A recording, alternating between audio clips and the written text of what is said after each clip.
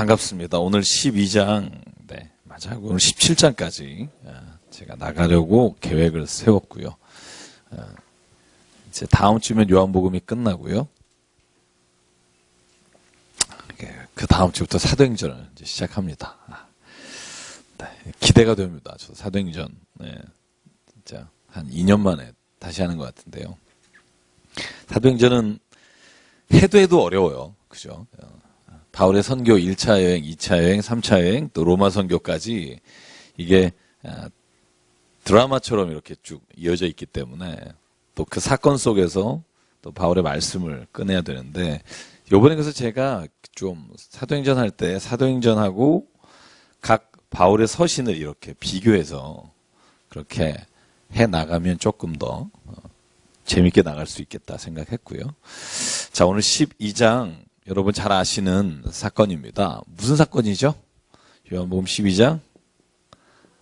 네. 그죠. 예수의 발에 향유를 부은 여인 이야기입니다. 오늘 마리아라고 나와 있습니다. 요한복음엔. 그러나 다른 복음서에는 이름이 나와 있지 않습니다. 나와 있지 않고요. 여기에는 이제 마리아라고 나와서 저희가 아마 이 마리아의 일을 다른 복음서에도 기록했을 것이다, 제가 생각하고 있는데요. 자, 1절에 보면 베다니라고 되어 있고요. 베다니는 여전히 제가 말씀드렸지만 예루살렘 건너편에 있는 감람산에 있는 마을 중에 하나고요. 제가 갔다 온 얘기 지난주에 드렸죠. 굉장히 조그맣니다. 조그마고요. 자, 2절에 보면 재밌는 말이 있습니다. 우리 한번 같이 읽어볼까요? 시작. 거기서 예수를 위하여 잔치할새 마르다는 일을 하고 나사로는 예수와 함께 앉은 자 중에 있더라. 아멘. 그러니까 또 마르다는 뭐 하죠? 일해요. 항상 보면 마르다가 나오는 장면에서 마리아 마르다가 나오면 마르다는 일하고 마리아는 예수님 옆에 있고 늘 그 장면이 연상이 됩니다. 그러니까 그래서 어떻게 보면 이것도 달란트인 것 같아요. 제가 오늘 신방 가면서 버스에서 그런 얘기 했잖아요. 그러니까 각자가 가진 달란트로 하나님께 영광을 돌린다는 게 참 우리가 다 할 수 있을 것 같지만 그렇지 않다는 거죠. 그래서 내가 잘하는 게 뭔가를 발견하는 게 좋은 것 같고요. 남의 것을 시기하지 않는 것도 되게 좋은 것 같아요. 남이 잘할 때 진짜 박수 쳐줄 수 있는 사람이 내가 주님의 일을 할 때도 기쁨으로 할 수 있고요. 내가 만약에 기쁨으로 일하지 못하면 다른 사람 할 때도 박수 쳐주기가 쉽지 않아요. 그게 교회의 방법인 것 같아요. 그래서 교회는 은사나 달란트를 인정하는 게 제일 중요한 것 같아요. 그래서 인정하면 편합니다. 내가 할 수 있는 것과 없는 것도 구분이 되고요. 다른 사람이 할 때 참 내가 은혜되는 거를 발견하게 되고요. 그래서 역시 마르다는 일하고 있고, 제가 이 본문은 마태복음 26장, 마가복음 14장에도 나오는 본문이기 때문에 다른 내용들만 한번 살펴보고 넘어갈게요. 자, 마태복음 26장 8절에 똑같은 이야기에는요, 여기에서 마리아가 향유를 부었을 때 책망하는 사람이 제자들이라고 나와요. 제자들이 분개했다고 나와요. 분개했다. 그런데 마가복음 14장 4절에 보면 어떤 사람들이 화를 냈다고 나와요. 그리고 오늘 성경에 보면 오늘 5절 6절 한번 보실래요? 구체적인 이름이 처음 나와요. 누구죠? 가룟 유다가 말을 합니다. 그래서 말하는 내용이 아주 굉장히 이성적입니다. 향유가 300데나리온인데 팔아서 가난한 사람에게 주지 왜 주지 않느냐, 이렇게 말을 하고요. 자, 보시면 이 요한복음은요, 구체적인 이름이 많이 나와요. 여러분, 왜 우리 예수께서 5,000명을 먹이시는 장면에서도요, 구체적인 이름이 나오고요. 이따가 예수께 질문할 때 꼭 질문하는 사람 이름이 나와요. 그래서 요한복음은 제가 이제 읽어볼 때 마태, 마가, 누가, 요한복음이 있잖아요. 그 중에 이 요한복음이 예수의 사랑받는 자라고 21장에 나오는 beloved disciple이라는 사람이 요한이라고 우리가 인정한다면, 예수께서 베드로와 야고보와 요한을 데리고 이렇게 항상 다니셨잖아요. 그죠? 그래서 요한이 아마 예수님 곁에서 구체적으로 사람들을 이렇게 기억해서 이름을 적지 않았나 생각이 들 정도로 굉장히 이름이 정확히 나와요. 왜냐하면 또 이 이야기가 13장에 이 가룟 유다 이야기, 예수를 배반하는 이야기하고 또 18장에 구체적으로 이제 예수의 사건이 이렇게 고난이 시작되는데 그 이야기에 어떤 동선을 깔고 있는, 복선을 깔고 있는, 그래서 그 예수를 파는 사람이 가룟 유다인데 그 가룟 유다가 어떤 사람인지를 보여주는 그런 장면으로 소개하고 있는 것 같아요. 굉장히 사람이 생각할 때는요, 이 질문이 그럴듯 하잖아요. 그죠? 아니, 가난한 사람 나눠주면 되지 왜 이런 데 돈을 쓰냐.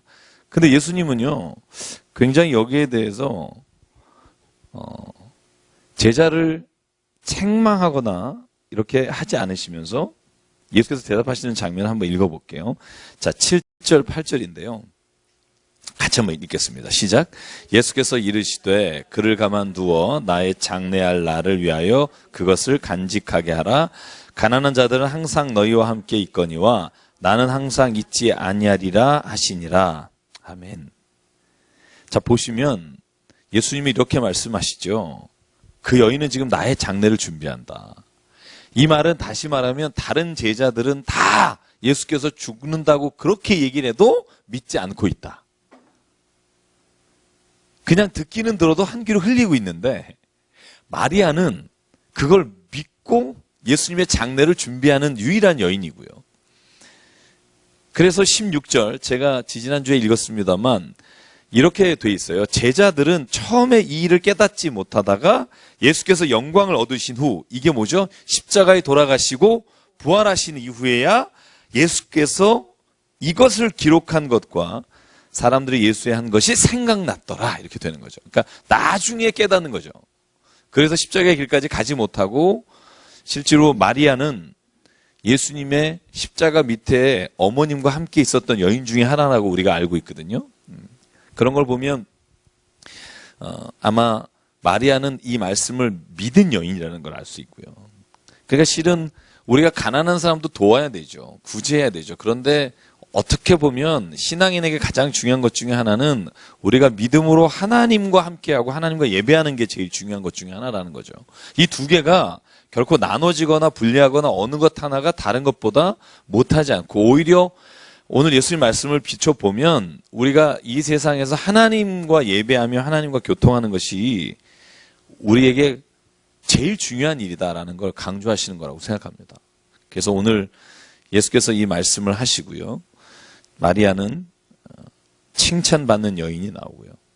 오늘 요한복음에 나와 있지 않지만 예수께서 이 마리아를 칭찬하고 있다고 이 마태복음, 마가복음 나온 말씀 볼 수 있습니다. 자, 그 다음에 이제 22절부터 보면 제가 중간에 11절은 지난주에 말씀드렸지만 나사로 때문에 많은 유대인이 가서 예수를 믿게 됐어요. 그러니까 나사로가 죽었다 살아난 걸 보고 많은 사람들이 유대인 중에 예수님을 영접하게 되는 겁니다. 제가 나중에 한번 이 비슷한 이야기 나올 때 한 가지 얘기를 좀 드릴게요. 자, 12절부터는요. 호산나 종려가지 흔들면서 예수님을 이렇게 예루살렘에 입성하시는 장면입니다. 자, 14절에 예수님은 어린 나귀를 타고요. 입성하시고요. 이 기록된 바 시온 따라 두려워 말라 보라 너의 왕이 나귀 새끼를 타고 오신다 함과 같더라. 예언의 말씀을 인용했고요. 자, 이 말씀도 마태복음, 마가복음에서 저희가 다 살펴봤기 때문에 길게 설명하지는 않겠습니다. 근데 저는 여기에서 군중들이 호산나 외치다가 결국 예수님의 십자가 앞에서 예수를 죽여라 하는 사람이 저는 굉장히 동일한 인물이 많았을 거라는 생각합니다. 우리도 조심해야 된다는 거죠.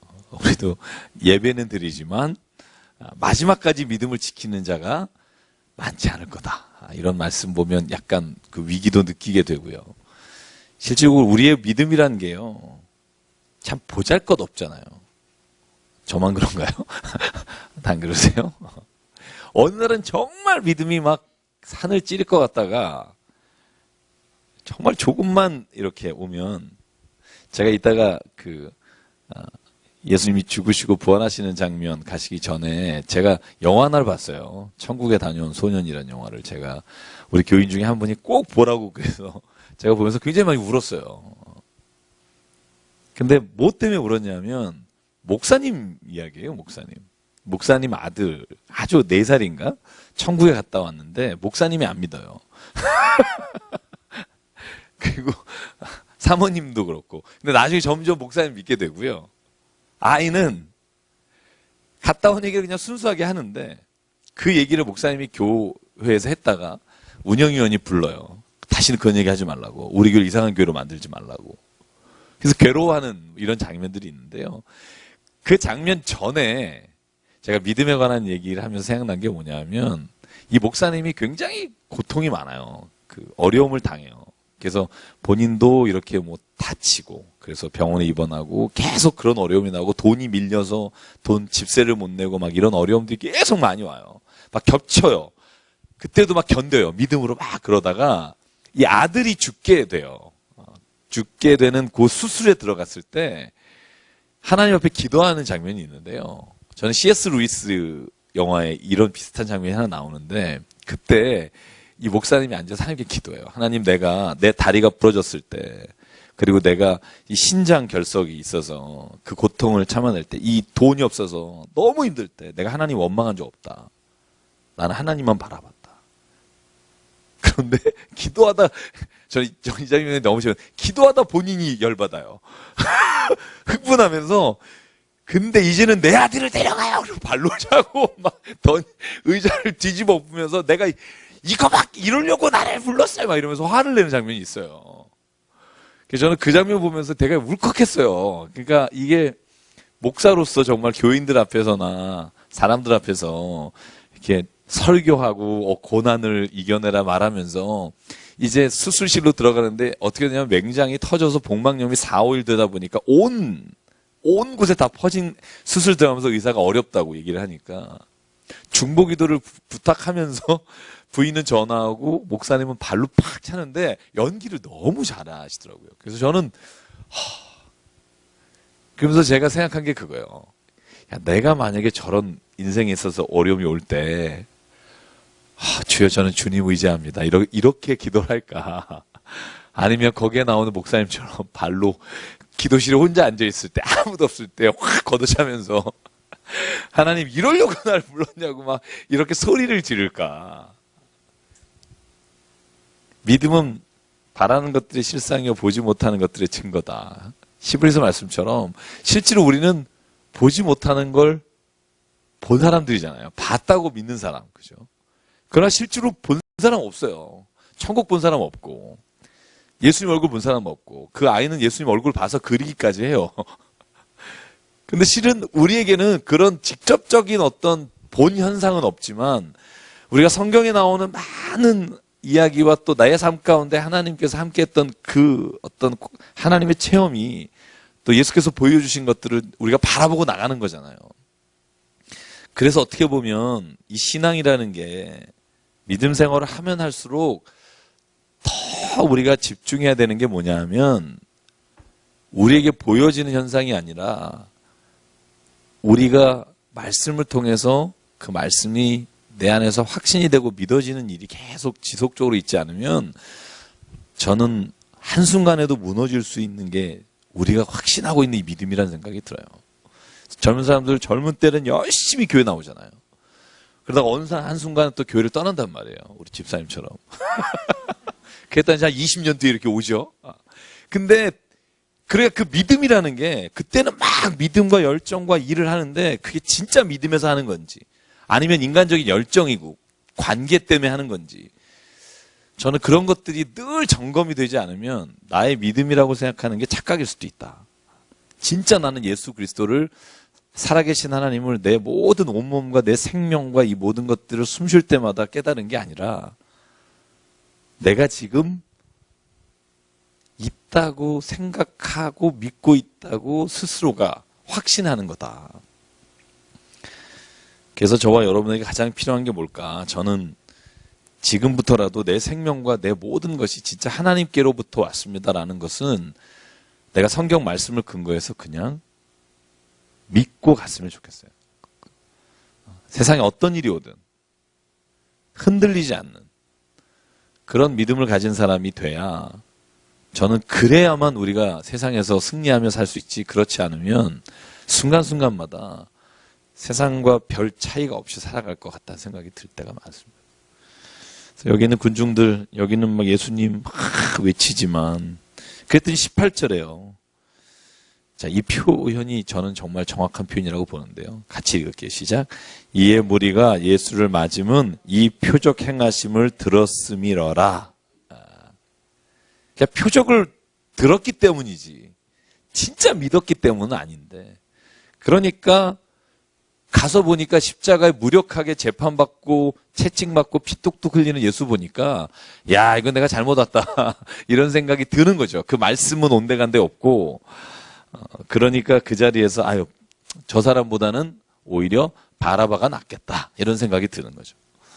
왜냐하면 그 혁명당원으로 우리를 구원해 줄 사람이 저 사람일 수 있겠다 이런 생각이 드는 거고요. 자, 그때 오늘 재밌는 장면이 있습니다. 헬라인 몇 사람이요, 20절에 보면 빌립에게 가서 예수님을 보고 싶다고 말합니다. 그랬더니 빌립이 안드레에게 가서 예수님에게 그 사람들을 데려와요. 그랬더니 예수님이 말씀하시기를 23절에 인자가 영광을 얻을 때가 왔도다. 자, 계속 뭐라고 했어요? 아직 때가 이르지 않았다. 그죠? 요한복음 2장의 가나 혼인잔치 때부터 아직 내 때가 이르지 않았습니다 했던 게, 이때 드디어 내가 때가 왔다. 이제 예수께서 말씀하시는 거예요. 그러니까 이 장면을 보면 알겠지만 어떤 때인지를 정확히 알 수 있어요. 이 때가 왔다는 건 그 뒤에 보면 한 알이 땅에 떨어져 죽는 때예요. 그 밑에 나오죠. 그죠? 한 알의 밀이 땅에 떨어져 죽지 않으면 한 알 그대로 있고, 죽으면 많은 열매를 맺는다. 자기 생명을 살아가는 자는 잃어버릴 것이고 이 세상에서 자기 생명을 미워하는 자는 영생하도록 보존하게 될 것이다. 다시 말하면 십자가에 죽는 때가 왔다는 거예요. 근데 그때가 곧 하나님의 영광이 드러나는 때다. 야, 이게 역설입니다. 그래서 십자가는 실패의 상징이지만 또다시 하나님의 승리의 상징이 되는 것이 이 십자가가 가지고 있는 역설이 있기 때문에 그래요. 그 당시부터 이제 헬라인, 이방인들이 예수님을 보기 원하고 예수님의 영광의 때를 기다리게 된다는 말을, 그런 의미를 담고 있다고 보고요. 자, 오늘 여기서 말하는 25절, 자기의 생명을 사랑하는 자는 잃어버릴 것이고 이 세상에 자기 생명을 미워하는 자는 영생하도록 보존하리라. 이 의미가 뭘까요? 너무나 쉬워요. 그죠? 무슨 말일까요? 다 죽자는 얘기일까요? 사랑하지 말라는 얘기인가요? 자기 생명을? 자기 생명을 미워하라고 그러잖아요. 무슨 의미일까? 네. 아니, 뭐 편하게 얘기하시죠. 무슨 얘기일까요? 네? 네? 다 내려놔라. 네. 그죠? 내려놓음, 이용규 선교사님. 네. 죄인이다. 무슨 의미일까요? 우선순위를. 저는 예수님이 자기를 사랑하지 말라고 한 적이 더 많을까요? 사랑하라고 한 적이 더 많을까요? 사랑하라고 한 게 더 많죠. 어떻게 아느냐? 성경 보면 알죠? 이단들은 이렇게 어떻게 보면 이런 문장들 가져다가 사용하는 적이 많지만, 예수님은요 이렇게 말하잖아요. 네 이웃을 누구같이 사랑해라? 네 몸과 같이 사랑해라. 이 말을 할 수 있는 전제는 뭐냐면 네 몸을 사랑하는 게 당연하다는 전제예요. 내 몸을 사랑하는 걸 당연하게 안 하면, 야, 네 몸 사랑하듯이 너 친구도 사랑해라라고 말할 수 없잖아요. 그렇죠? 그러니까 실제로는 예수님은 우리가 우리의 몸을 사랑하는 걸 당연하다고 생각하고 계시죠. 이건 예수님의 말씀이나 예수님의 가르치심을 보면 너무나 명확해요. 또 뭐가 있을까요? 뭐가 천하보다 귀하다?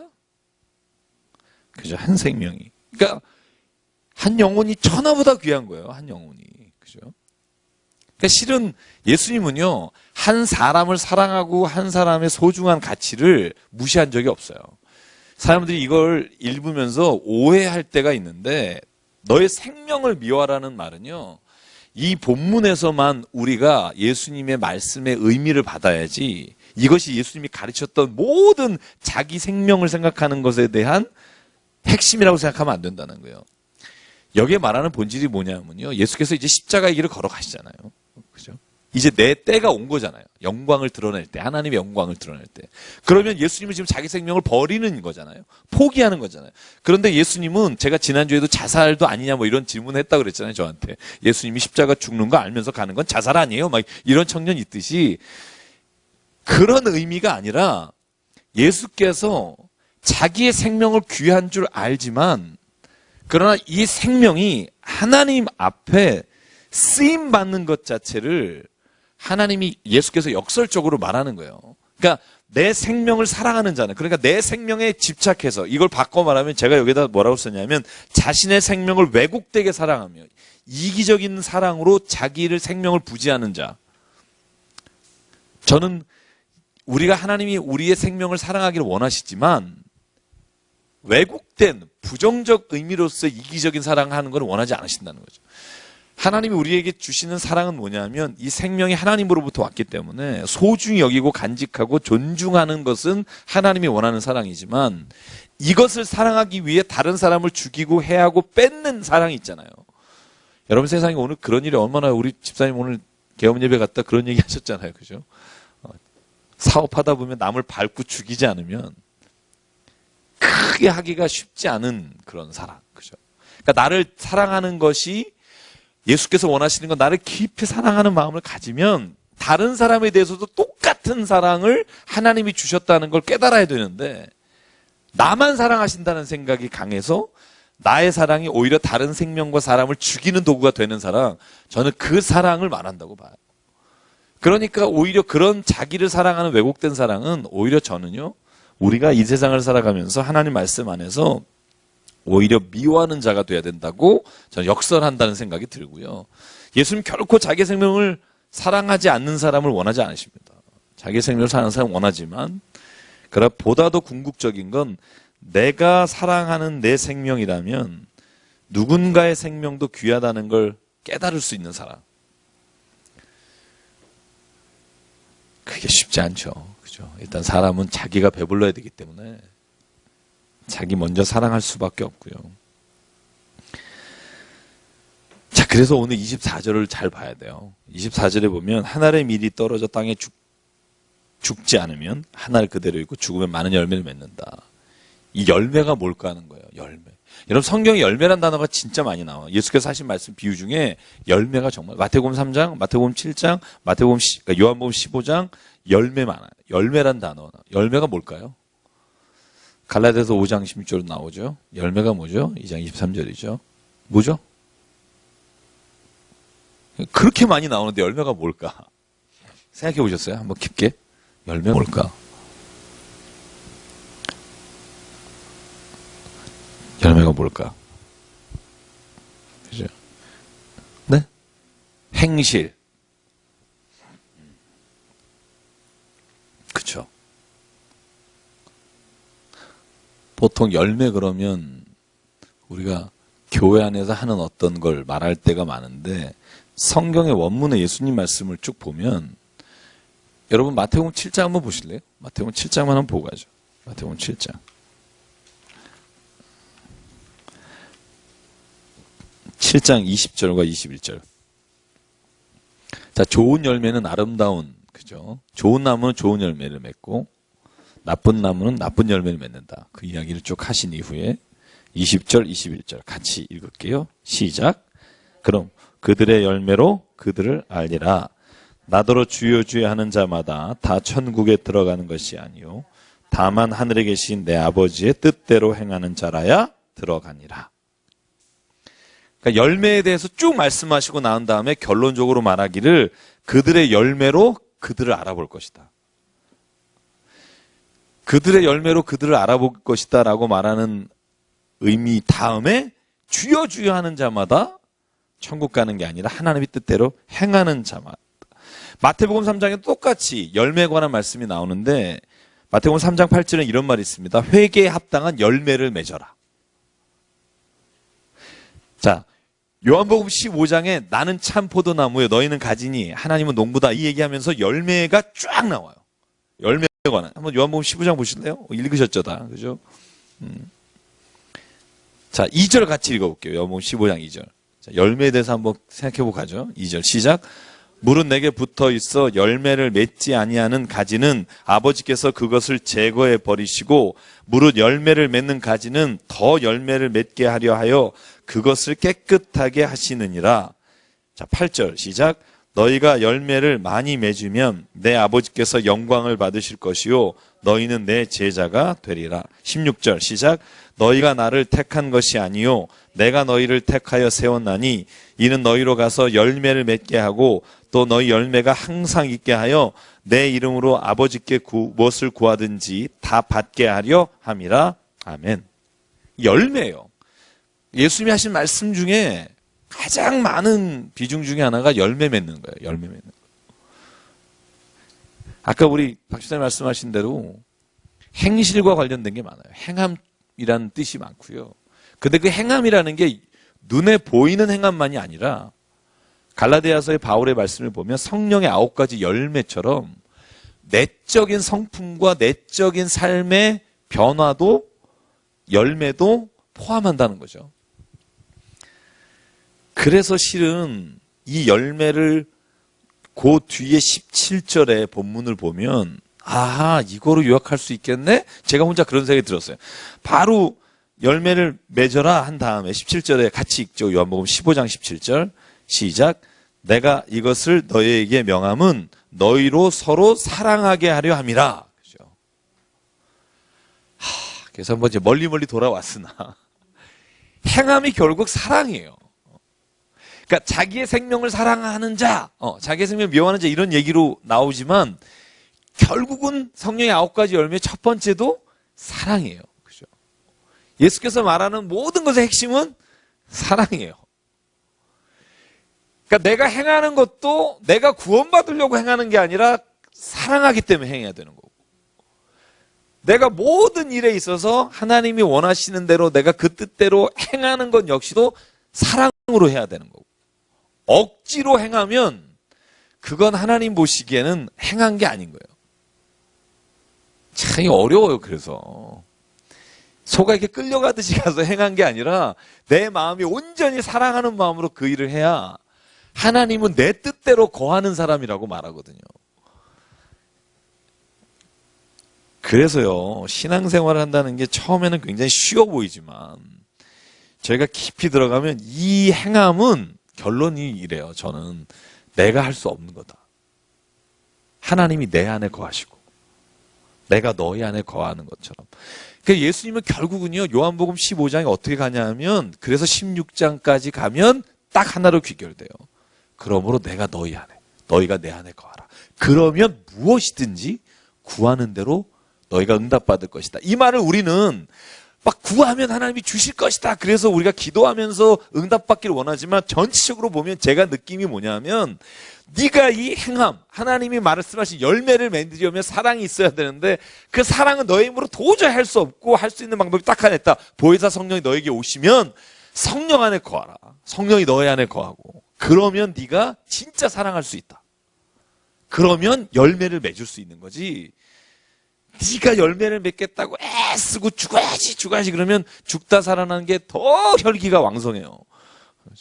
죽으려면 아예 죽어야 되는데 그래서 결국은요 이 요한복음에 예수께서 마지막으로 말씀하시는 13, 14, 15, 16, 17절 17장을 보면 하나로 가요.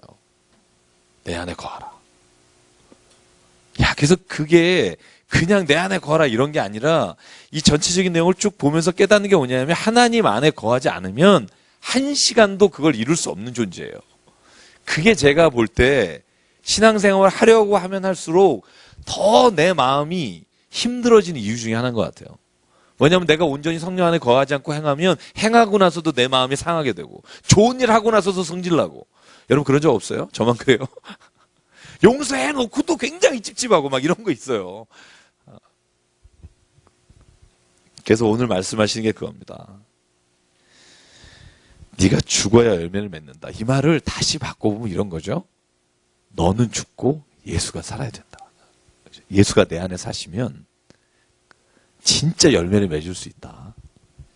근데 이게 참 어려운 거죠. 내 자존감이라고 자존심, 혹은 내가 가지고 있는 인생에 있어서 내가 생각하고 원래부터 갖고 있었던 가치관, 이런 것들이 비워지기가 너무 어렵거든요.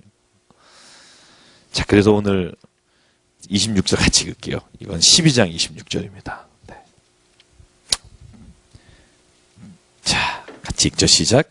사람이 나를 섬기려면 나를 따르라. 나 있는 곳에 나를 섬기는 자도 거기 있으리니 사람이 나를 섬기면 내 아버지께서 그를 귀히 여기시리라. 네. 그런데 27절 예수께서 감람산에서 기도하실 때 겪었던 그 괴로움을 토로하십니다. 자, 제가 읽을게요. 지금 내 마음이 괴로우니 무슨 말을 하리요. 아버지여 나를 구원하여 이때를 면하게 하여 주옵소서. 그러나 내가 이를 위하여 이때에 왔나이다. 그러니까 예수께서는요, 십자가의 그 길이 참 우리와 똑같은, 마음이 쉽지 않은 길, 괴로운 길이지만 그러나 잊어버리지 않는 게 있는 거죠. 내가 이때를 위해서 하나님이 나를 보내셨습니다. 저는 우리가 신앙생활하면서 우리가 이 세상에서 그런 믿음이 있어야 된다는 생각을 해요. 하나님이 이 땅에서 때로는 우리가 감당하기 어려운 일을 맡기시기도 하고 주의를 하다가 힘든 일을 겪지만 하나님 이때를 위해서 이 사람을 위해서 오늘 나를 여길 보내셨기 때문에 내가 이걸 감당하겠습니다. 그러면 견딜만 합니다. 저는 그것이 쉽다고 생각은 하지 않지만 하나님이 견딜 수 있는 일을 주시고 이 때가 왔을 때 28절 같이 읽을게요. 어떤 일이 일어나냐면 시작. 아버지여 아버지의 이름을 영광스럽게 하옵소서 하시니 이에 하늘에서 소리가 나서 이르되 내가 이미 영광스럽게 하였고 또다시 영광스럽게 하리라 하시니. 자, 보실래요? 하나님의 뜻을 따라 행해서 하나님의 때에 그 일을 감당한 사람에게 하나님이 주시는 게 뭐냐면 먼저 하나님이 영광 받으시고 하나님이 영광 받으시는 것을 통해 우리가 거룩하게 된다. 그게 오늘 성경의 연결입니다. 제가 여러분에게 그 질문하고 아직 2주 동안 대답 안 한 거 있는데 아무도 질문 안 하셔서 제가 지난주에 안 했어요. 영광이라는 단어, 제 기억나세요? 영광이라는 단어가 성경에 뭔지? 영광이란다. 성경이 말하는, 영광의 영생. 성경이 말하는 영생이란 뜻이 뭘까? 자, 여러분 질문 드린 적 있어요. 영생이 뭘까? 지난주에. 계속 생각해 보세요. 오늘 이따 나와요. 그래서 영생, 죽어서 하는 날 가는 거지? 이런 생각 우리가 하잖아요. 근데 성경은 영생이라고 해서 예수님이 딱 한 문장으로 이렇게 코테이션 한 게 있어요. 그래서 제가 이따가 한번 할게요. 아직 안 나와요. 생각하시는 거고요. 자, 그 다음에는 우리가 쉽게 좀 넘어갈게요. 그래서 31절에 보면 이 세상에 대한 심판이 이르렀으니 이 세상의 임금이 쫓겨나리라. 이 세상의 임금이란 단어가요. 반복적으로 3-4번 나옵니다. 근데 이 세상의 임금이 눈에 보이는 위정자란 말, 왕과 통치자란 말을 갖고 있지만 그러나 동시에 여러분 이런 거죠. 공중의 권세 잡은 자라는 의미가 있어요. 그래서 예수께서 심판하실 때는 이 땅의 통치자만이 아니라 공중의 권세 잡은 자까지 다 하나님께서 심판하신다. 그런 의미를 가지고 있어서 반복적으로 나온 단어가 있고요. 그래서 질문하는 게 34절에 무리가 묻는 거예요. 율법에는 그리스도가 영원하다 하는데 너는 어떻게 인자가 들려야 한다, 죽는다 말하느냐? 그랬더니 이 말은요. 시편 110편 4절에 나오는 말이에요. 성경을 인용해서 묻는 거예요. 그랬더니 예수가 뭐라고 말하냐 하면 너희가 세상에 빛이 있는 동안에 너희가 빛을 가지고 어둠을 다니면서 환하게 다녔다. 그런데 이제 너희가 어두움이 올 때가 있다. 어둠이 올 때가 있다. 그 말은 곧 너희가 믿을 때가 있다는 거예요. 그죠? 여러분 그 바울의 고백이 있잖아요. 지금은 보라 지금은 은혜 받을 만한 때요. 구원의 날이로다. 그래서 저는 여러분 이때가 매일 온다고 생각하지 마십시오. 여러분이 성경 공부할 수 있는 때가 매일 있다고 생각하지 마시고요. 늘 이때는 나를 위함이다. 이런 고백이 우리 에스더처럼 있으면 매일매일이 천국이 되는 것 같아요. 저는 매일매일 천국같이 사는 법, 제 스스로에게 늘, 여러분 그 비법 있으세요? 하나씩? 매일 천국처럼 사는 비법. 개인적으로. 네. 매일 긍정적으로 생각하시고. 또, 매일 천국처럼 사시는 방법. 혹시 비법. 그렇게 노력하는 비법. 네. 뭐가 있을까요? 혹시 없으세요? 혹시 권사님? 못 살죠. 아니, 산다는 게 아니라 살려고 하는 비법. 네. 하나씩 네. 있으신지. 내가 오늘 힘들지만 오늘 내가 하루를 천국처럼 살아야지. 이런 비법이 있으신지. 알려달라는 거죠. 정답이 있다는 게 아니라. 네.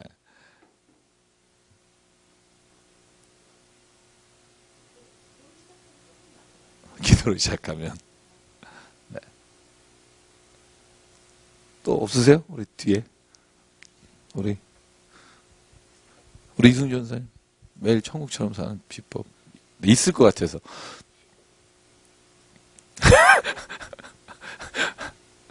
있으나 말하기, 알려주기 싫은, 뭐 이런.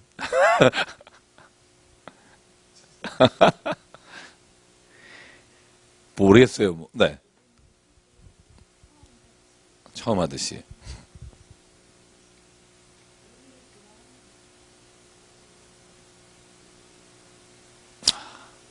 그죠. 처음인 것처럼, 마지막인 것처럼, 네. 다시는 못 볼 것처럼. 제가 요번 주에 책을 읽었는데 그런 책 내용에 그게 있더라고요. 그러니까 당신이 지금 잔소리를 듣는 그 어머니가 오늘이 마지막으로라고 생각이 들면 그 소리가 노랫소리로 들릴 거다. 당신이 지금 매일 그렇게 안 돼? 그러니까 그렇게 안 돼? 노래. 아이고.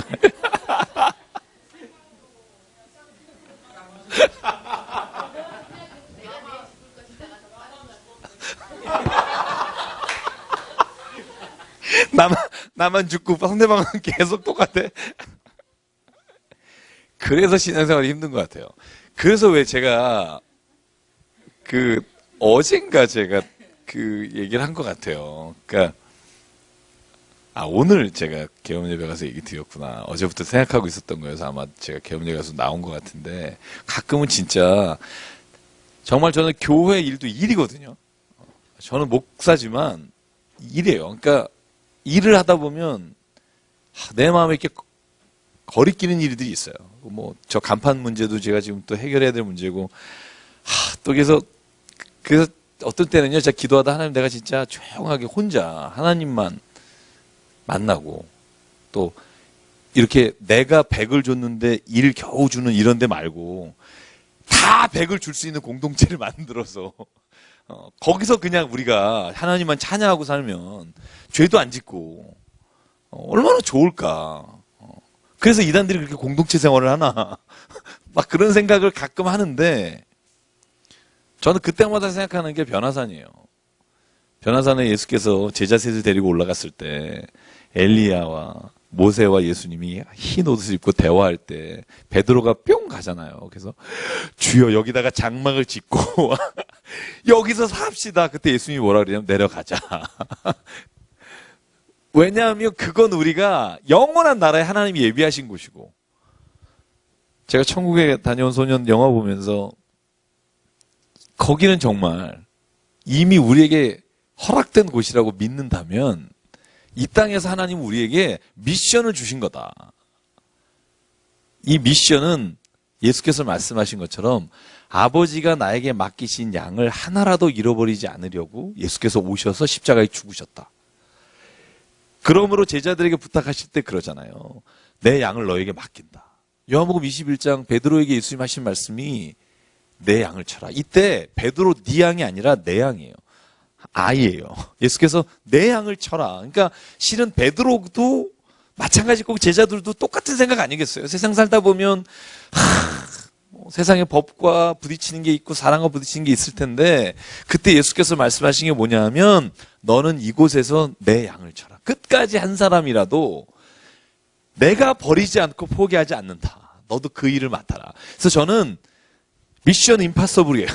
그러니까 정말 이게 힘든 일이지만 그 일을 맡기셨다는 믿음이 있으면 내가 하나님 앞에서 이 일이 정말 주님이 내게 주신 일이다라고 내 마음속에 드는 순간 그 일을 해나갈 수 있는 것 같아요.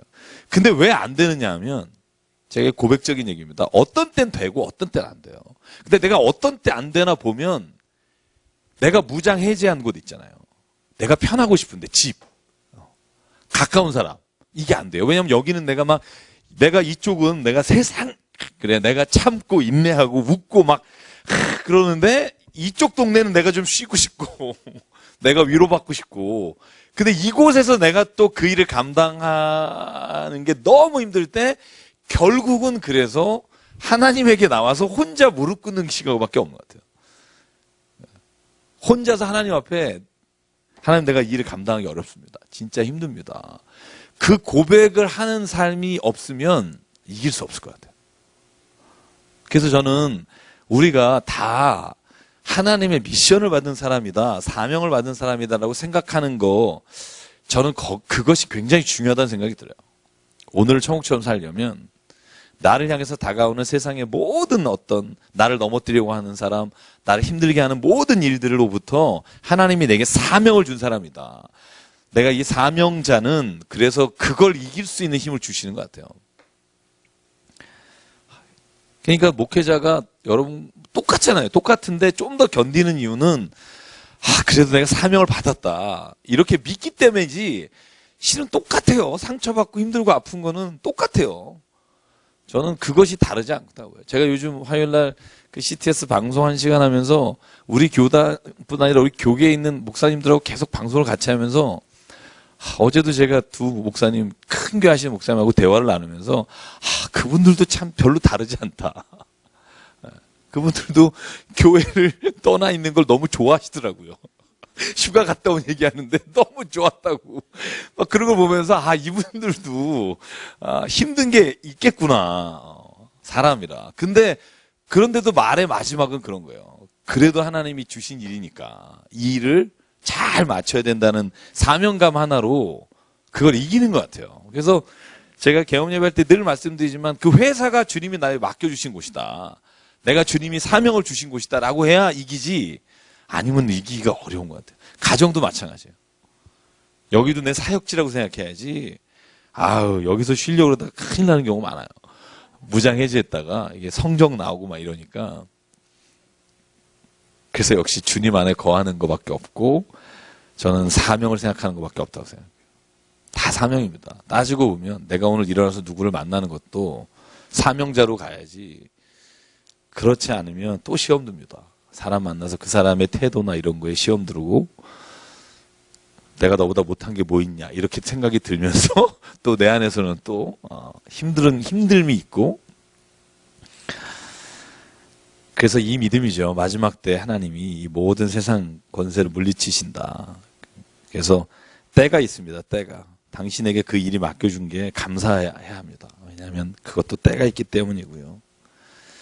자, 그래서 오히려 40절에 제가 예전에 설명드린 본문이 나와요. 그들의 눈을 멀게 하시고 그들의 마음을 완고하게 하셨으니 이는 그들로 하여금 눈으로 보고 마음으로 깨닫고 돌이켜 내게 고침을 받지 못하게 하려 함이라. 어떻게 보면 이 모진 말씀인 것 같고 예수께서 사람을 분간한 것 같으나 제가 역설적인 표현이라고 말씀을 주셨죠. 내버려 두는 거예요. 내버려 두는 거. 로마서 1장의 말씀처럼 그들이 악 가운데 있고 빛을 받아들이지 않는 자이기 때문에 그들을 그냥 내버려 두는 거예요. 그들이 깨달을 때까지. 자, 그렇게 받아들이지 못하는 사람을 이렇게 43절에 예수께서 말하죠. 자, 시작. 그들은 사람의 영광을 하나님의 영광보다 더 사랑하였더라. 47절 볼게요. 같이 읽게요. 시작. 사람이 내 말을 듣고 지키지 아니할지라도 내가 그를 심판하지 아니하노라. 내가 온 것은 세상을 심판하려 함이 아니요 세상을 구원하려 함이로다. 아멘. 자, 오해하지 마셔야 돼요. 예수께서 지금 오신 것이에요. 지금. 십자가에 달려 죽으시는 거. 다음에 오실 땐 심판하러 오세요. 지금 내가 온 건 심판하러 온 게 아니다라는 말이에요. 그래서 예수께서 이따가 그런 말이에요. 내가 지금은 너희가 나를 보겠으나 조금 있다가 나를 못 본다. 그러나 좀 더 있다가는 나를 보게 될 것이다. 그래서 질문을 하잖아요. 아니 뭐 조금 있다가 보고 조금 더 있다는 뭐냐고 질문하는데 예수께서 이번에는 구원하러 오셨다는 거예요. 그러나 마지막 때는 심판 때가 있다. 그걸 너희가 믿느냐? 이런 질문을 하죠. 자, 그래서 50절. 나는 그의 명령이 영생인 줄 아노라. 그러므로 내가 이르는 것은 내 아버지께서 내게 말씀하신 그대로 하시니라. 아멘. 자, 영생은 17장 가서 하고요. 자, 13장. 여러분 너무나 잘 아는 말씀이고요. 자, 너무나 잘 알기 때문에 모든 성경에 나온다고 착각하는 본문이 여기에요. 예. 자, 유명한 거죠? 마지막 제자들과 함께 최후의 만찬 하실 때 제자들의 어딜 씻겨주죠? 발을 씻기는 장면. 요한복음에만 나옵니다. 그래서 우리가 너무 많이 들어서 마테마가도 나온다 생각하는데 요한복음에만 나와요. 누가복음에도 안 나오고. 자, 요한복음 이제 13장으로 갔고요. 자, 여기 본문에 나오는 말씀을 잘 보면 가룟 유다에 대한 초점이 있다는 생각을 갖게 되고요. 그래서 가룟 유다가 앞뒤 병렬식으로 나와요. 잘 보시면 2절하고 27절이 이 발을 씻는 장면을 전후로 해서 가룟 유다에 관한 이야기가 이 이야기를 싸고 있어요. 자, 2절 같이 읽어볼까요? 이제 1절부터 같이 읽어볼게요. 1절이 예수께서 이 발을 닦으시는 어떤 배경이 되는 건데요. 같이 읽을게요. 시작. 6월절 전에 예수께서 자기가 세상을 떠나 아버지께로 돌아가실 때가 이른 줄 아시고 세상에 있는 자기 사람들을 사랑하시되 끝까지 사랑하시니라. 아멘. 자, 제가 질문 하나 할까요? 여기에 자기 사람들을 사랑하시되 할 때 자기 사람들의 가룟 유다가 포함될까요? 안 될까요? 포함. 네. 가룟 유다 발 씻겨주세요. 나는 그 발 안 씻길 것 같아요. 걔 나갈 때까지 기다렸다가 나간 다음에 야 니들 깨끗이 닦자 이럴 아 씻게다 꼬집어요? 아 기도하고 오세요. 참. 자, 2절에 보면 재밌어요. 같이 읽어볼게요. 시작. 마귀가 벌써 시몬의 아들 가룟 유다의 맘에 예수를 팔려는 생각을 넣었더라. 자, 이미 누가복음 22장에 보면요. 발을 씻기는 이 마지막 만찬 전에 이미 가룟 유다가 대제사장에게 가서 은 30일 예수를 팔겠다고 하고 와요. 그리고는 여기에 들어와요. 요한복음에 그 이야기가 없지만 그런 걸 보면 이때 이미 가룟 유다는 거기에 앉아서 가증스럽게 은 30을 가지고 예수와 함께 만찬을 하고 있는 겁니다. 그걸 뭐라고 표현하냐면 마귀가 벌써예요. 그러니까 그 전에 예수를 팔려는 생각을 넣었습니다. 은 30을 갖고 있는 겁니다. 자, 근데 예수는요. 자기 하나님께로 돌아갈 이야기를 다 마치신 후에 겉옷을 벗고 수건을 가져다 허리에 두르고 대야에 물을 떠서 제자 발을 씻깁니다. 그랬더니 시몬 베드로가 6절에 뭐라 그래요? 내 발을 씻기시니까 예수께서 대답하시되 내가 하는 것을 지금 알지 못하지만 이후엔 알게 될 거다. 8절 같이 읽게요. 시작. 베드로가 이르되 내 발을 절대로 씻지 못하리이다.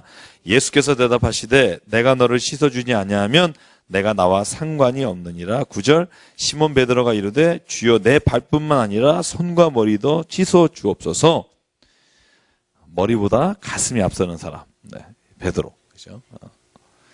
절대로 안 된다 그러다가 왜냐하면 이유가 있죠. 고대 근동 이스라엘은요. 노예나 종이 발을 씻게 돼 있고요. 이 일을 상전이 한다는 걸 생각할 수가 없습니다.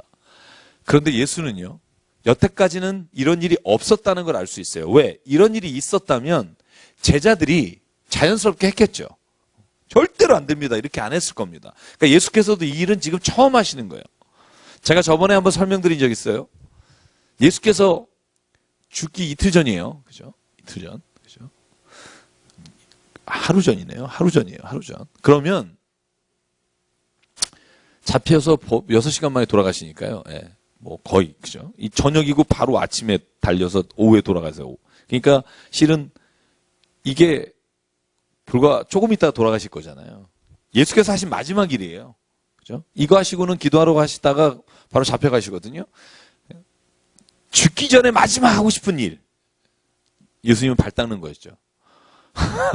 여러분 죽기 전에 뭘 하시고 싶으세요? 죽는 거 안다. 내가 내일쯤 죽는다 이러면 오늘 사랑하는 사람과 함께 뭐 그죠? 뭐 어디 좋은 데 가서 뭐 식사를 한다거나 아니면 내가 정말 미안한 사람에게 찾아간다거나 뭐 여러분 요즘 유행하는 책 중에 그런 거 많잖아요. 죽기 전에 해야 할 뭐 50가지, 30가지, 10가지 가봐야 될 뭐 몇 100군데 뭐 이런 책 유행처럼 나오잖아요. 근데 실은 예수님은 밟다는 거였어요. 그게 굉장히 상징적 의미가 있는 거죠. 왜냐하면 너희도 가서 이와 같이 하라. 이게 이 일을 한 이유예요. 성경 한번 볼까요? 자, 예수께서 하시는 말씀이 뭐냐 하면 15절에 같이 읽어볼게요. 시작. 내가 너희에게 행한 것 같이 너희도 행하게 하려 하여 본을 보였노라. 그러니까 실제로 예수께서 이 일을 한 이유가 딱 하나예요. 내가 너희에게 보여주려고 하는 거다. 죽기 전에. 너희가 이걸 가서 하라고 내가 너를 오늘 불렀다. 그게 뭐냐 하면 발 닦는 거다. 섬기는 거다. 낮아지는 거다. 어린아이 같지 않으면 이라고 말씀하시면서 너희가 서로 종되어라. 이렇게 말씀하신 걸 말해도 못 알아들으니까 마지막으로 가시기 전에 발 닦아주시면서 내가 말한 게 뭔 줄 아니? 이거다. 라고 얘기해 주시는 거예요. 그러니까 이 장면은 어떻게 보면 예수께서 우리에게도 오늘 요청하시는 일이라고 봐요. 우리가 마지막 원하시는 게 뭘까? 발 닦는 거다.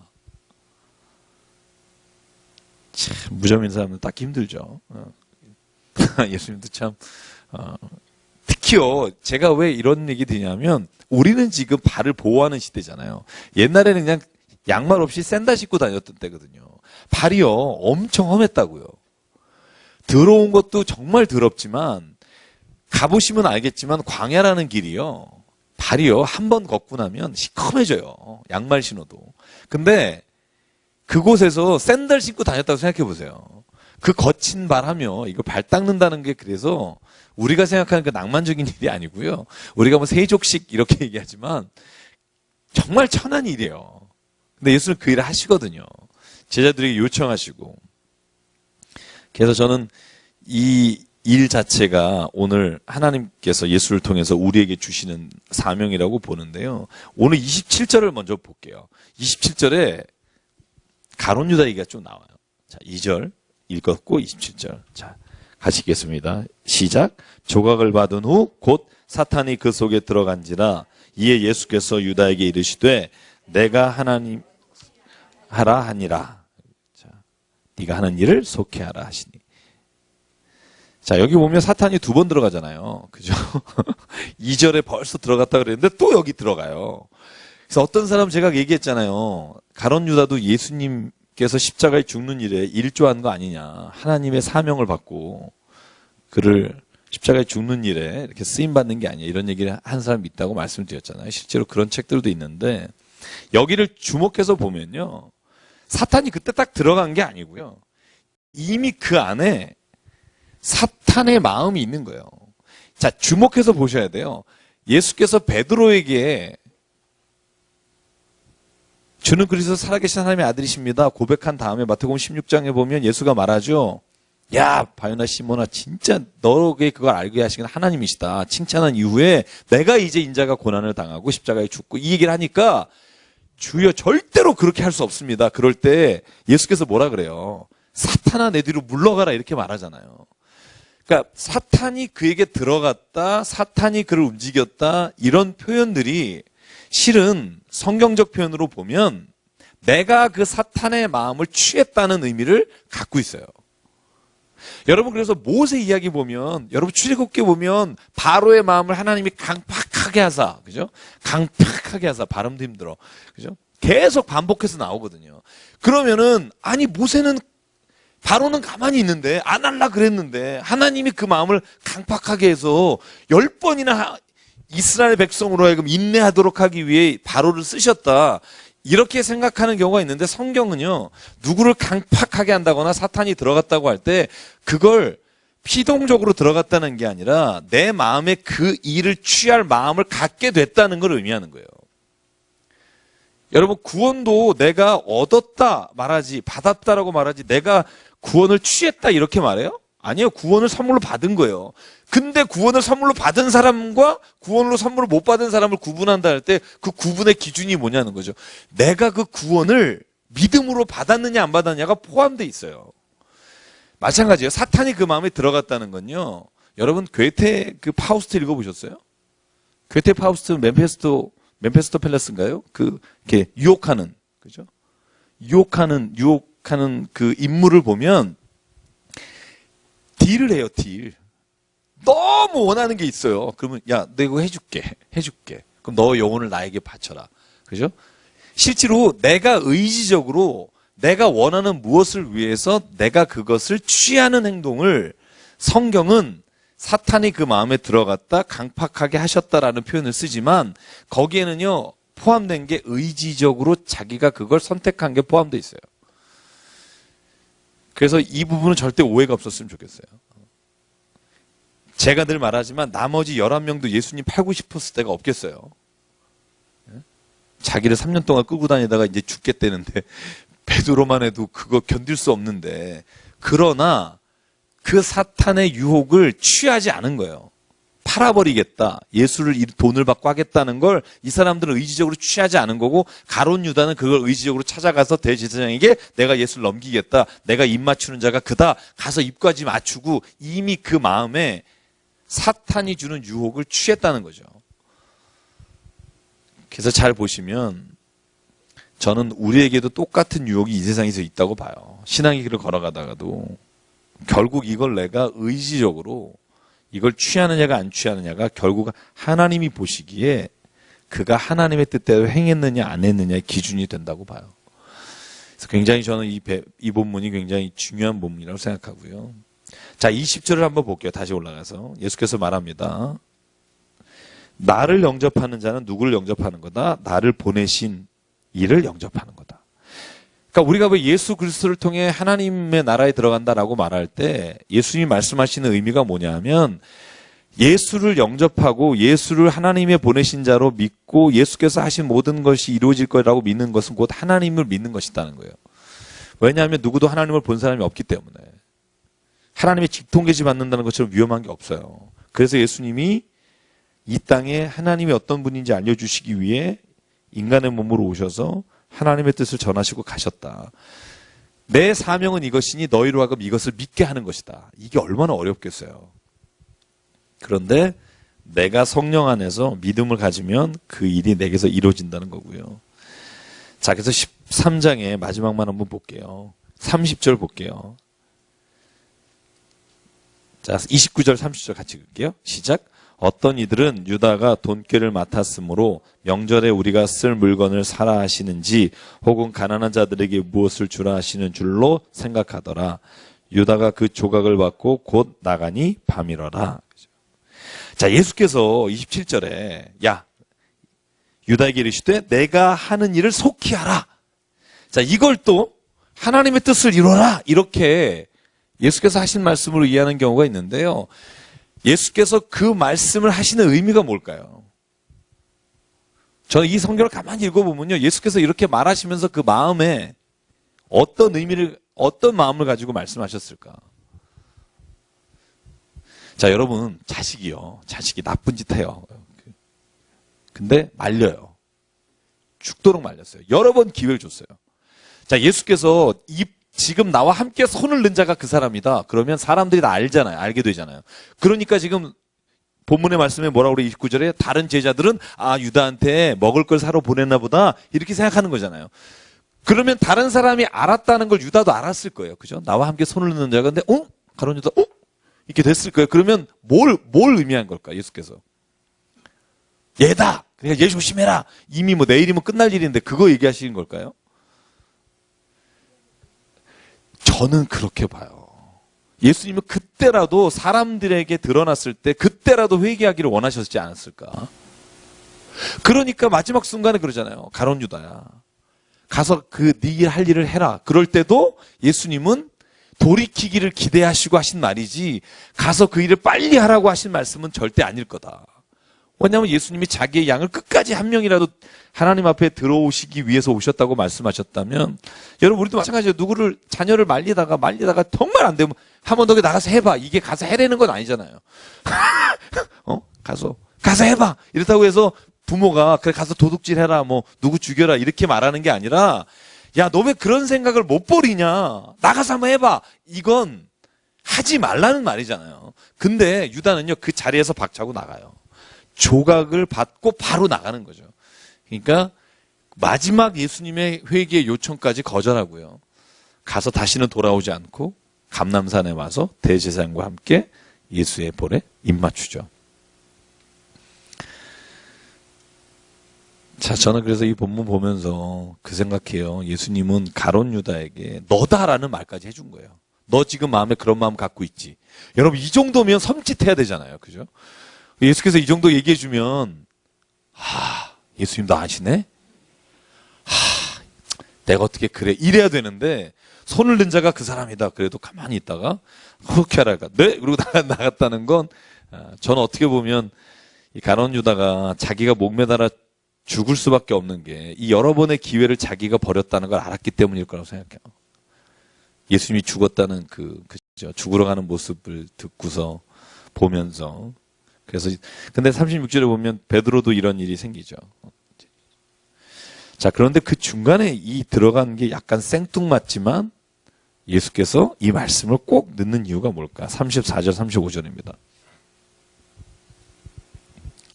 같이 읽죠. 34절, 35절 시작. 새 계명을 너에게 주노니 서로 사랑하라. 내가 너희를 사랑한 것 같이 너희도 서로 사랑하라. 너희가 서로 사랑하면 이로써 모든 사람이 너희가 내 제자인 줄 알리라. 결국 저는 이 말씀을 하는 장면이나 이런 모든 위치로 봐서 예수님은 끝까지 사랑하라는 것 같아요. 끝까지. 그게 누구든, 가룟 유다든, 나를 해하는 자든 끝까지 사랑하라.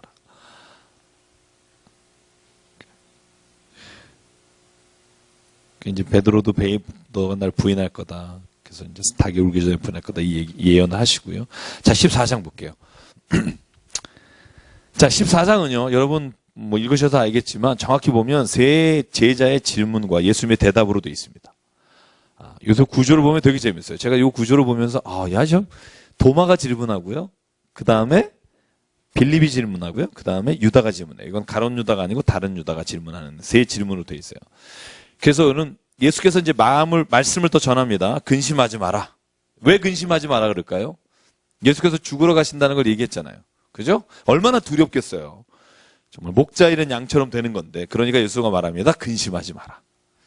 아버지의 집은 거할 곳이 많다. 아니면 내가 너희들에게 일렀을 거다. 내가 예배하러 가서 너희를 거처를 예배하러 올 것이다.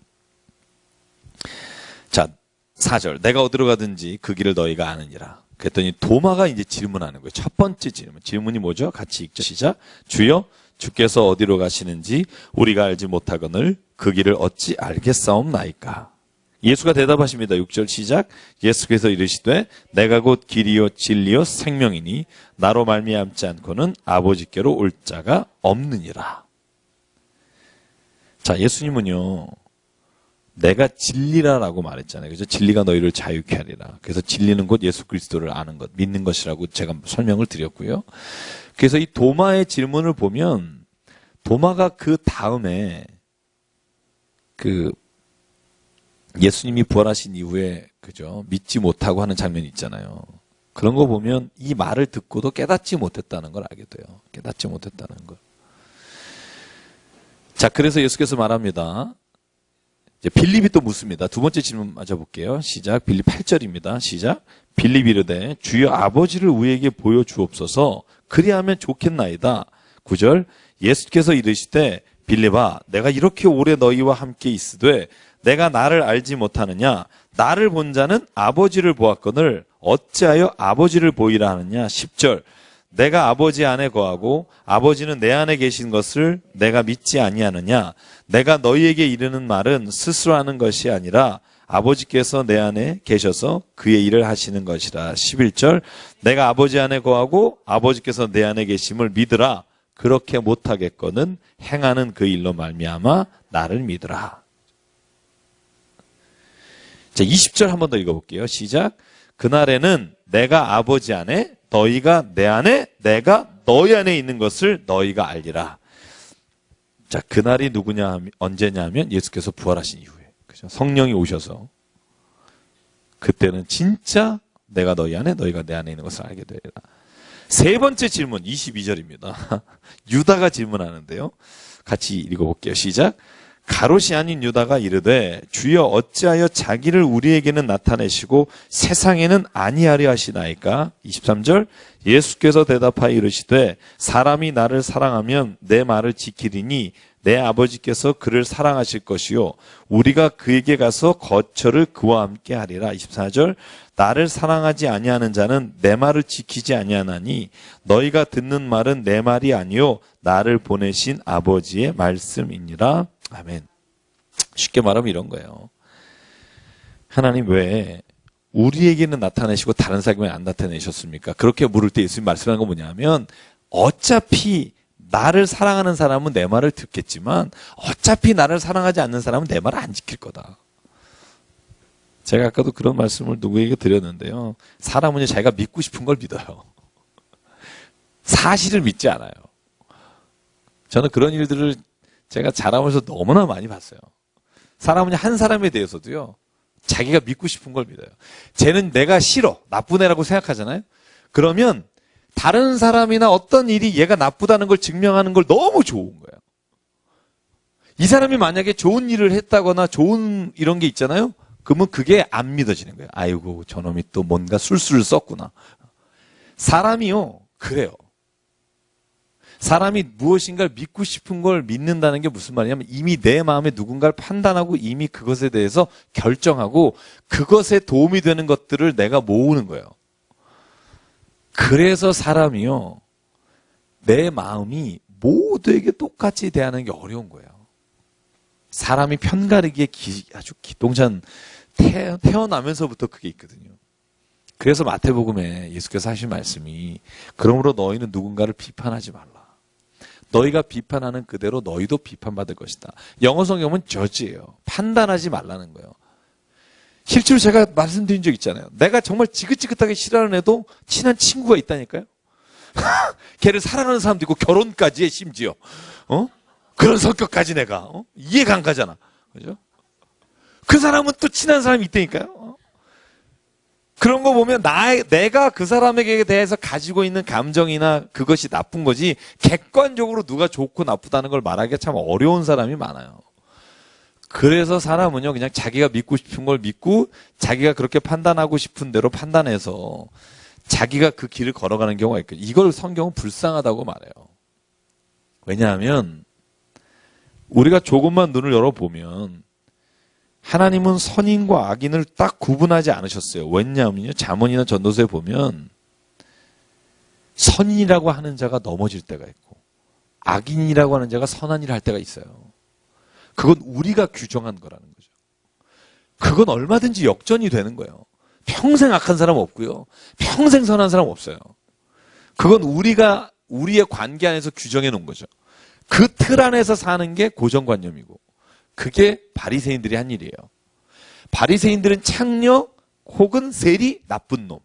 도저히 구원받을 수 없는 사람, 이미 그 안에 규정하고 고정관념으로 묶어놔서 이 사람들을 예수가 하나님이 구원하러 오리라고는 생각할 수도 없는 거죠. 근데 예수님은 말하죠. 오히려 이 사람이 의롭다함을 입고 집에 갔다. 그러니까 열받는 거죠. 왜냐하면 내가 믿고 싶은 걸 얘는 못 믿게 하잖아. 예수님은 못 믿게 하는 거예요. 내가 믿는 대로 고착화시켜주면 좋겠죠. 창녀는 나쁜 사람. 같이 있지 마라. 문둥병자, 악한 사람. 근데 예수님은 와서 이걸 자꾸 고정관념을 바꾸니까 바리새인들은 싫은 거예요. 우리가 여태까지 미워하던 애들을 하나님께서 사랑하시는 자라고 말해 심지어. 얼마나 화나요. 저만 그래요? 여러분은 그런 거 없어요? 실은 그래서요. 예수님이 이렇게 말하는 거예요. 이 말은 그래서 그 사람들이 못 믿게 하겠다 이런 게 아니라 이미 그 안에 하나님을 사랑하는 마음이 없는 자는 어떤 말을 해도 그 말을 자기가 원하는 대로 듣는다는 거예요. 그래서 왜 이런 거 있잖아요. 성령이 말씀하시고 예수가 말씀하셔도 그 말씀을 똑같이 듣고 어떤 사람은 분개해서 예수를 죽이러 가고 어떤 사람은 예수를 믿는 자리에 가잖아요. 그 이유가 뭘까? 그 마음이 이미 하나님께로 향했느냐 안 했느냐가 중요한 거예요.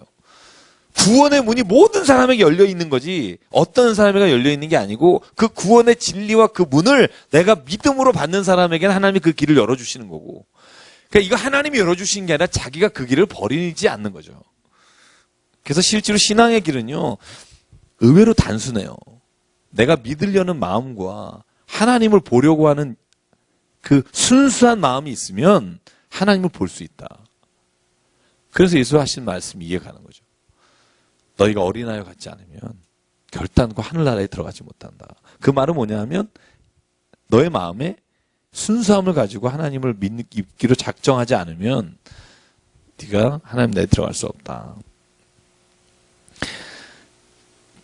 자, 그래서 중간중간 이 세 가지의 이제 질문에 답하고서 예수께서 중간중간에 삽입한 게 뭔지 아세요? 성령에 관한 말씀이에요. 그래서 14장은요, 성령에 관한 말씀으로 시작되는데 16, 17절 같이 읽을게요. 시작. 내가 아버지께 구하겠으니 그가 또 다른 보혜사를 너희에게 주사 영원토록 너희와 함께 있게 하시니 그는 진리의 영이라 세상은 능히 그를 받지 못하나니 이는 그를 보지도 못하고 알지도 못함이라 그러나 너희는 그를 아나니 그는 너희와 함께 거하시며 또 너희 속에 계시겠습니다. 자, 26절 또 성령님 말씀하십니다. 시작. 보혜사 곧 아버지께서 내 이름으로 보내실 성령 그가 너에게 모든 것을 가르치고 내가 너에게 말한 모든 것을 생각나게 하리라. 평안을 너에게 끼치노니 곧 나의 평안을 너에게 주노라.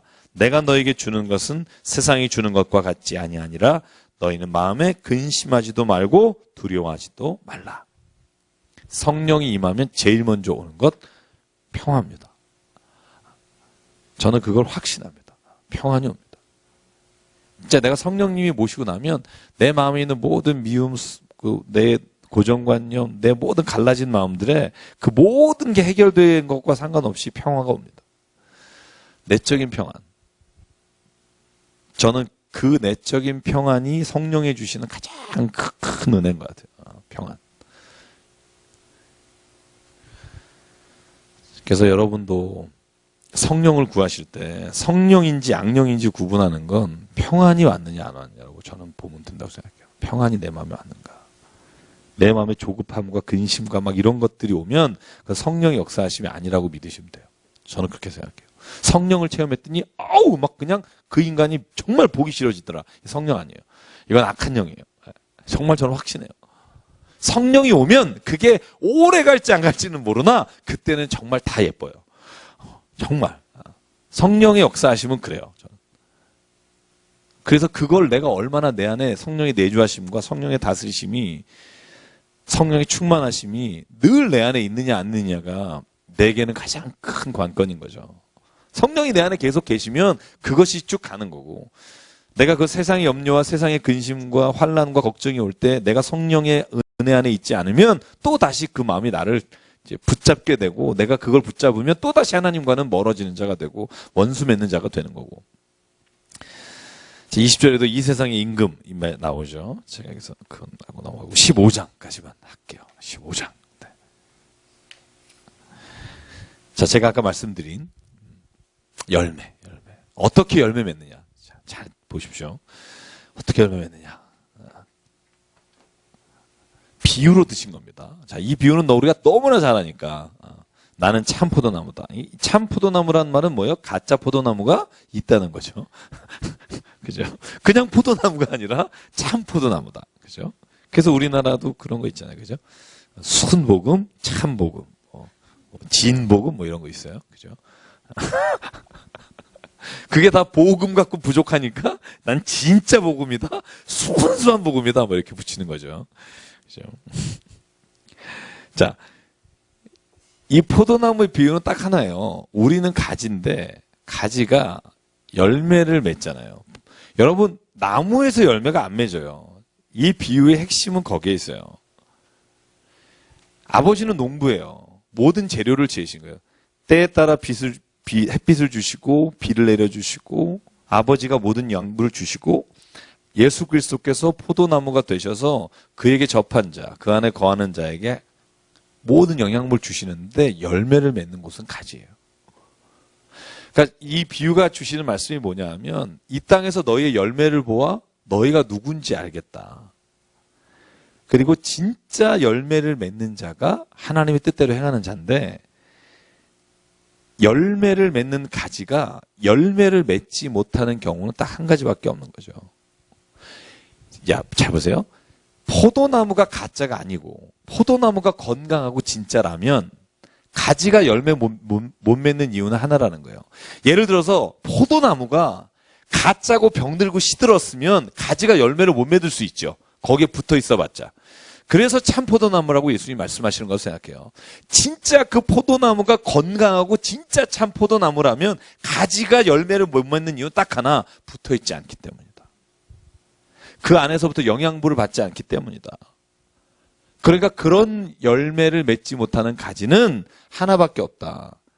잘라서 태우는 수밖에 없다. 제가 예전에 한번 설교 드리다가 그런 말씀 드렸어요. 포도나무는 보면 아무 짝에도 쓸 데가 없어요. 그죠? 집도 못 져요. 꼬여가지고 베베. 그죠?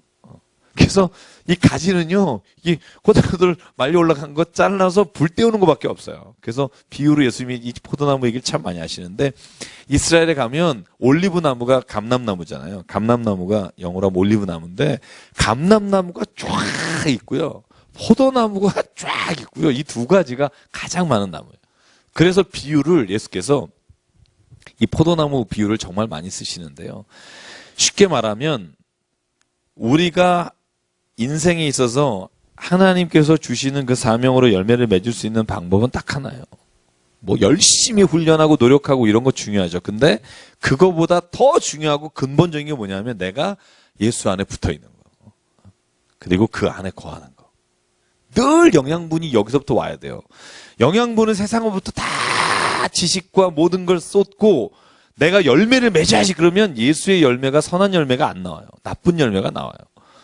뭐냐면 내가 나쁜 생각으로 만든 열매이기 때문에. 그래서 예수께서 하신 말씀은 너희가 열매를 맺는 것을 봐서 그 나무가 뭔지 알겠다는 게 뭐냐 하면 아무리 너희가 떠들면 뭐하니 열매 맺는 걸 보니까 짝퉁인데 그러면 네가 붙어있는 게 가짜라는 거죠. 두려운 말입니다, 이거. 두려운 말입니다.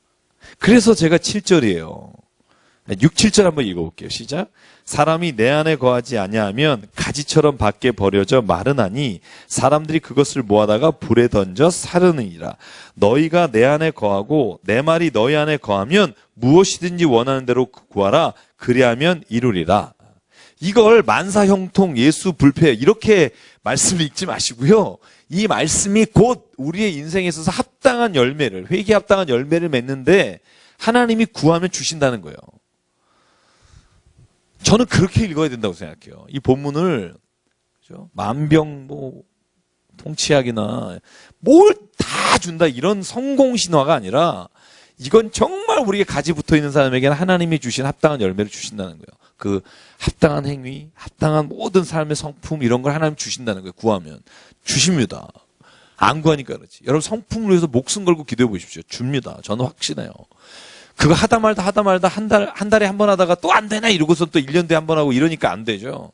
저는 이걸 가지고 하나님 앞에 진짜 무릎 꿇고 하나님 앞에 내가 이것을 통해서 하나님의 영양분을 벗고 내가 그 안에 있길 원합니다라고 정말 하나님 앞에 구하면 저는 주신다고 확신해요.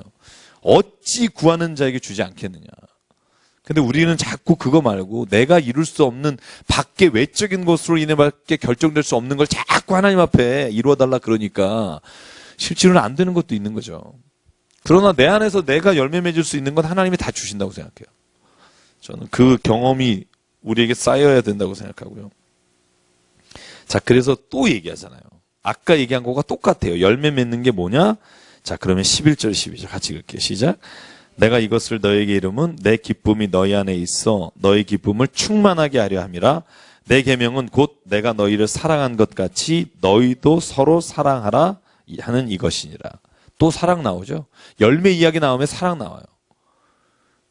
제가 그래서 아까 말씀드린 게 그냥 제가 뭐 생각해서 한 게 아니라 꼭 열매 이야기를 한 다음에 너희가 내 계명을 지키라. 내 계명을 서로 사랑하라. 여기 뭐라고 나와요?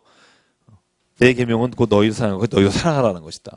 그래서 열매는요, 결국 저는 사랑으로, 사랑이란 단어로 예수께서는 귀결하실 수 있다고 봐요. 그래서 성경을 정말 많이 여러분이 읽고 다른 사람의 이야기보다 성경을 많이 읽어서 성경에서 말씀하신 것들을 이렇게 메모하고 체크하고 비교해보면 아, 진짜 예수님이 이런 말씀하셨구나라고 저는 깨닫게 되는 어떤 그 기쁨이 있다고 생각하는데요. 그래서 열매, 그러면 막 막연하게 착한 일 해야지 막 이런 생각하는데 실은 예수님이 꼭 연결시키는 단어가 사랑이라는 단어더라고요. 그 다음에 또 얘기해요. 보실까요? 16절, 17절. 제 말에 한번 이해가 가는지 보세요. 16, 17. 자, 시작.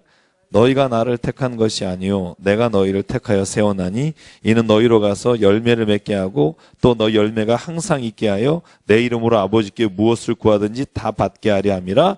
내가 이것을 너희에게 명함은 너희로 서로 사랑하게 하려 함이라. 이 앞뒤 말이 그죠? 잘 이렇게 연결되나 싶은데 이 얘기를 예수께서 계속 반복하시거든요. 그러니까 결국은 열매가 항상 맺을 거다. 근데 그게 사랑이에요. 그 단어가 꼭 열매 다음에 반복적으로 4번인가 나와요. 그러니까 예수께서는 정말 사랑으로 열매를 맺기를 원하시는구나. 그러니까 사도 바울이 갈라디아서 5장 23절에 그러므로 성령이 맺으면 이것이 사랑과 희락과 화평과 오래 참고 자비 양성과 충성 온유와 절제다 할 때 사랑이라는 단어를 딱 제일 먼저 끄집어내는 것도 저는 결코 무관하다는 생각을 하지 않고요. 자, 그러므로 또 성령 얘기 나와요. 26절, 27절. 참 이 패턴이 14절부터 18장까지의 패턴이 정말 비슷해요. 예수께서 제자들에게 마지막 하시는 말씀인데요. 자, 26절, 27절 같이 읽을게요. 시작. 내가 아버지께로부터 너희에게 보낼 보혜사 곧 아버지께로부터 나오시는 진리의 성령이 오실 때에 그가 나를 증언할 것이요 너희도 처음부터 나와 함께 있었으므로 증언하느니라. 아멘. 그러니까 그 일을 누가 하시느냐? 성령님이 하시는 거죠. 내 안에 사랑, 내 안에 열매를 맺게 하시고 내 안에 구하는 모든 것을 주시는 분이 성령님. 16장 17장 가면 더 확실한 그 말씀들이 거기에 성령에 관한 말씀이 16장 17장에 참 많이 나옵니다. 그래서 그냥 얘기한 거니까 우리가 그냥 제가 고음에 있구나. 그래서 영생이 뭘까? 17장 3절이에요. 같이 읽을게요. 예수께서 하신 말씀이시죠. 아들을 영화롭게 하시옵소서. 제가 이것도 이 본문도 제가 요번에 읽으면서 17장이 얼마나 제게 굉장히 은혜가 되는지 모릅니다. 근데 3절만 읽고 오늘 이제 마실게요. 시간상 더 나가긴 어려울 것 같고 17장 3절 시작. 영생은 곧 유일하신 참 하나님과 그가 보내신 자 예수 그리스도를 아는 것이니라. 아멘. 자, 영생은 하고 데피니션, 정의를 정확하게 내린 부분은 제가 볼 때 여기밖에 없어요. 영생은 이것이니 하나님과 그가 보내신 예수 그리스도를 아는 것이다. 쉽게 말하면 이런 거예요. 이미 내가 하나님과 예수 그리스도를 믿으면 그곳에 영생이 이미 임한 거예요. 그래서 제가 천국에 닿는 소년이란 영화에 제가 막 운 장면이 어디냐면 목사님이 설교하는 장면이에요. 근데 제가 이제 주일날 보려고 그래요. 한번 오후에 틀고 보자. 지금 보여요. 그래서 근데 제가 그 장면만 잠깐 말씀 주시면 뭐냐면 교인들이 이제 목사님이 내쫓으려고 그래요. 이상한 소리 하고 다닌다고. 근데 목사님이 하는 말이에요. 내가 이 강단에서 여러분에게 천국에 관해서 수백 번은 얘기했다. 그때는 여러분이 날 조롱하지 않았다. 근데 내가 천국을 믿는다고 말하니까 당신들은 나를 내보내려고 한다. 근데 그 말이 그러면서 하는 말이 뭐냐면 나도 실은 내가 천국을 진짜 믿지 않고 있었다는 걸 이 아이를 통해서 알게 됐다는 거예요. 말은 했으나 내가 진짜 믿고 있지 않았다는 걸. 울면서. 근데 저는 그 말이 저도 이렇게 눈물이 나는 게 진짜 나도 그런 거 아니야? 이런 생각이 드는 거예요. 진짜 천국을 수없이 얘기하지만 천국을 믿는다 그러니까 바보가 되는 거예요. 그 순간부터. 그 말이 저에게 정말 와닿았거든요. 그러면서 그 목사님 하신 말씀 중에 이미 우리는 이 본문하고 너무 연결돼요. 이미 우리는 천국을 알고 있다. 지옥을 알고 있다. 우리가 거기에 살고 있다. 우리가 서로 사랑하고 우리가 서로 돕고 서로 그럴 때 거기가 천국인 걸 맛보지 않았냐. 우리가 증오하고 미워하고 서로 시기하고 음모를 꾸미고 서로 불법을 행할 때 그때 지옥이 우리가 경험하지 않았느냐. 우리 이 땅에서도 이미 천국과 지옥을 하나님이 경험하게 하셨고 그것이 영원히 지속되는 곳을 우리에게 약속하셨는데 우리는 그걸 믿지 않는다. 저는 그래서 제가 그 영화를 월요일 날 봤는데요. 지금까지 계속 제 뇌리에 있는 게 뭐냐면, 기철아, 너 진짜 천국을 믿는 거니? 아니면 그냥 천국의 현상에 대해서 그냥 말하는 거니? 그것에 대해서 계속 질문하고 있는 거예요. 저는 믿고 있다고 말하고 있지만, 그 영화를 보면서 참 많은 것들이 교회를 다닌다고 하면서, 교인들도 굉장히 은혜 받고 찬송하고 막 이러는데, 실제로 그 얘기에 있어서만큼은 걸리는 것들이 있는 거예요. 사람들이 우리를 어떻게 볼까? 이런 것들에 대한 생각. 그래서 저는요, 이미 우리가 하나님과 보내신 예수 그리스도를 믿는다면 이미 우리 안에는 영생이 있는 줄 믿습니다. 영생이 있습니다. 그래서 이미 그걸 누려야 합니다. 마음껏 누려야 합니다. 마음껏 누리기를 원하십니다. 그래서 누리십시오. 진짜 나는 이미 구원받았고 영원한 생명이 내게 있다. 세상의 어떤 것들이 나를 넘어뜨리고 해도 나는 하나님 여기서 요동치지 않고 주께서 내게 주시는 평안을 지키면서 이 항해를 계속해 가겠습니다. 저는 그 믿음이 우리에게 있기를 간절히 바랍니다. 그러면 저는요, 인생이 달라질 것 같아요. 저도 요즘 되게 많이 하나님 앞에서 많은 부분을 제가 한번 기도하고 있는 것들이 많아요. 근데 하나님께서 조금씩 내 안에 이렇게 역사하시는 것들이 있는데, 제가 나중에 사도행전쯤 할 때 간증할 수 있으면 간증할게요. 이 시간 잠깐 기도하겠습니다.